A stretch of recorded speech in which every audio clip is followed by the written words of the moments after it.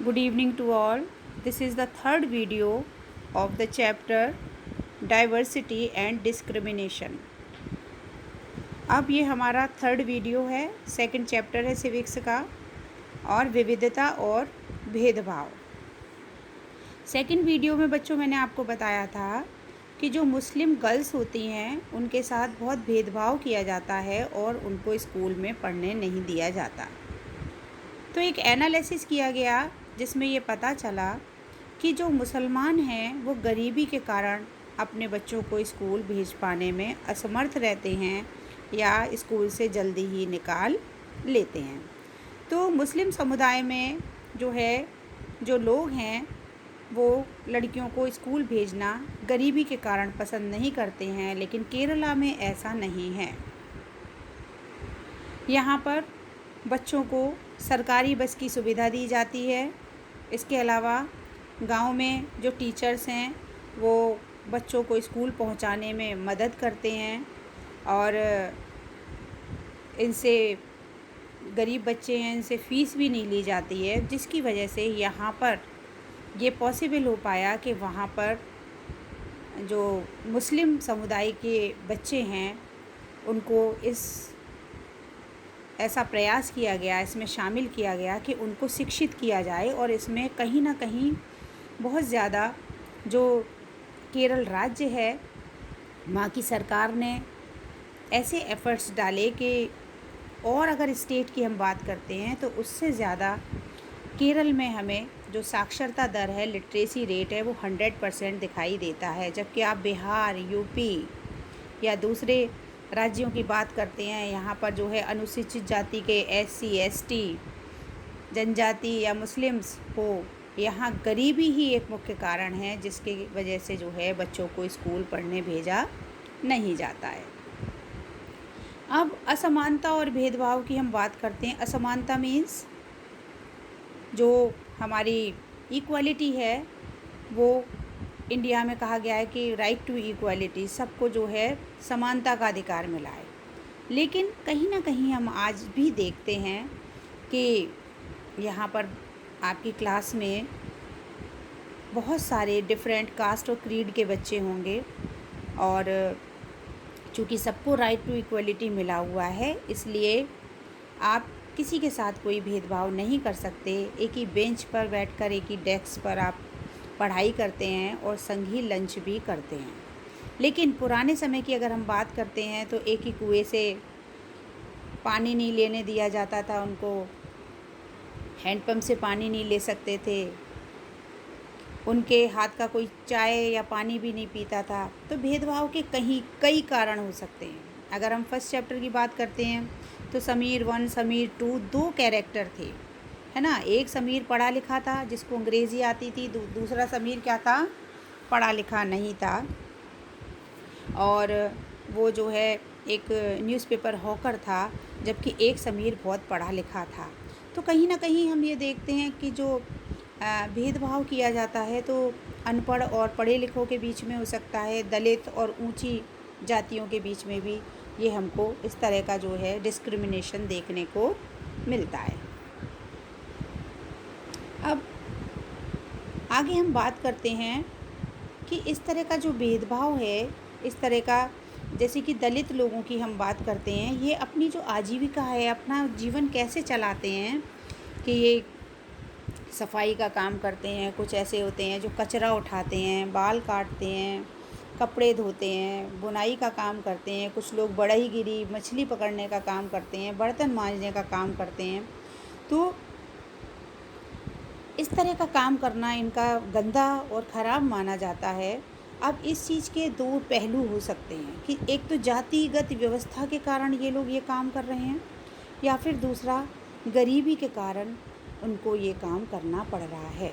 अगर उनको भी इस तरह का जो पढ़ाई के लिए उनको भी आगे लाया जाए और उनको भी आगे बढ़ने का मौका मिले तो शायद वो इस काम को छोड़ दें। इसी कड़ी में एक दलित शब्द है। अब वो दलित जो हैं, अछूत भी आप कह सकते हैं, उनको दबाए हुए कुचले गए। तो यहाँ पर एक एग्ज़ाम्पल मैं आपको दूंगी डॉक्टर भीमराव अंबेडकर का। अब देखिए, डॉक्टर भीमराव अंबेडकर, एक क्लास शो हो रही है। इसमें देखिए, जाति के आधार पर कक्षा में किसी बच्चे को दूसरे बच्चों से अलग बिठाना भेदभाव का एक रूप है। अब देखिए, एक क्लास लगी हुई है, सब ज़मीन पर बैठे हुए हैं, लेकिन जो उच्च जाति के लोग हैं वो आगे बैठे हुए हैं और जो दलित हैं वो कक्षा में पीछे बैठे हुए हैं क्लास में। तो एक तो यही डिस्क्रिमिनेशन हो गया। सभी को बराबर राइट होना चाहिए, सभी को मिलजुल कर बैठना चाहिए, लेकिन यहाँ ऐसा नहीं है।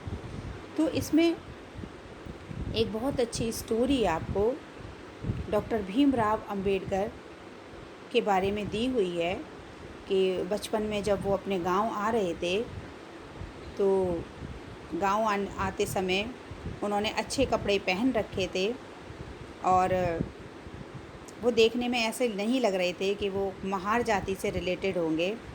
तो अपने एक्सपीरियंस को उन्होंने लिखा है कि जब वो केवल 9 साल के थे तो महाराष्ट्र में उन्होंने अपने गांव जब जा रहे थे तो रेलवे स्टेशन पर उन्हें कोई गाड़ी करनी थी जिससे वो अपने गांव पहुंचने वाले थे। स्टेशन मास्टर ने बार बार पूछा कि बेटा आपको कहाँ जाना है, और तब उन्होंने बताया कि हम बहुत देर से इंतज़ार कर रहे हैं, और उन्होंने टिकट भी दिखाया कि हम इसलिए रुके हुए हैं कि हमें कोरेगांव जाना है और हमारे पिताजी ने अभी कोई तांगा या बैलगाड़ी नहीं भेजी है। तो बस स्टेशन मास्टर ने अच्छे कपड़े देखकर उनका अंदाज़ा लगाया। तभी उन्होंने अचानक कह दिया कि हम ब्राह्मण नहीं हैं, हम महार जाति के हैं। बस इतना ही उनके मुंह से निकला और स्टेशन मास्टर तुरंत ही समझ गया कि ये अछूत और महार जाति के हैं और वो अंदर चला गया। एक अजीब सी नफ़रत उसके चेहरे पर थी। हम हक्के बक्के थे और बड़े परेशान थे। लगभग शाम सी हो रही थी और स्टेशन मास्टर भी हमें स्टेशन पर छोड़कर चले गए थे और हम सोच रहे थे कि कैसे हम कोरेगांव तक पहुंचेंगे। हम वहां से निकलना चाहते थे। बहुत बैलगाड़ियां चल रही थी लेकिन हमें कोई बैलगाड़ी नहीं मिली। ये एक स्टोरी है। बहुत मुश्किल से वो अपने गांव पहुंचे थे। डॉक्टर भीमराव अंबेडकर पर बहुत मुश्किल से वो अपने गांव पहुंचे, तभी उन्होंने एक डिसीज़न लिया कि जब भी वो कभी बड़े होंगे और इस दिशा में कुछ ना कुछ काम करेंगे तो इसके लिए उन्होंने संविधान की रचना की और एक ऐसा संविधान बनाया जिसमें सभी जातियों को एक बराबर अधिकार मिला। तो भारत क्या है, सेक्युलरिज्म है, यहाँ पर धर्मनिरपेक्ष राज्य है जहाँ पर सभी धर्मों को बराबर इज्जत मिलती है और संविधान में भारतीयों को वास्तविक समानता मिली हुई है। और Indian father of constitution doctor Bhimrao Ambedkar को कहा जाता है। तो इनकी कहानी से हमें शिक्षा मिलती है कि इनके साथ जो भेदभाव हुआ था उस भेदभाव को दूर करने के लिए इन्होंने लगातार प्रयास किया। दलितों के एक बहुत बड़े नेता के रूप में आज भी ये जाने जाते हैं। दलित समुदाय के अधिकारों के लिए इन्होंने लड़ी थी। कॉलेज की पढ़ाई पूरी करने के बाद उन्होंने दलित लोगों को सरकारी नौकरी में स्थान मिले इसके लिए प्रयास किया और संविधान में एक संशोधन किया। अब दलितों के लिए रिज़र्वेशन है सरकारी नौकरी में, स्कूल कॉलेज के एडमिशन में। इस तरह से दलितों को जाति प्रथा के खिलाफ़ लड़ना चाहिए और इसके लिए एक महत्वपूर्ण योगदान डॉक्टर भीमराव अंबेडकर ने दिया। तो इस चैप्टर से बच्चों, फर्स्ट चैप्टर में हमने विविधता की समझ को समझा था और इसमें हमने लड़के और लड़कियों के बीच में जो डिफरेंस है उसको क्लियर किया और अछूत और ऊंची जाति के लोगों के बीच में जो डिस्क्रिमिनेशन किया जा रहा है, जो भेदभाव किया जा रहा है, उसके बारे में हमने बात की। हमें डॉक्टर भीमराव अंबेडकर की ऑटोबायोग्राफी को पढ़ना चाहिए और उसको पढ़ने के बाद उससे कुछ ना कुछ सीख अवश्य लेनी चाहिए।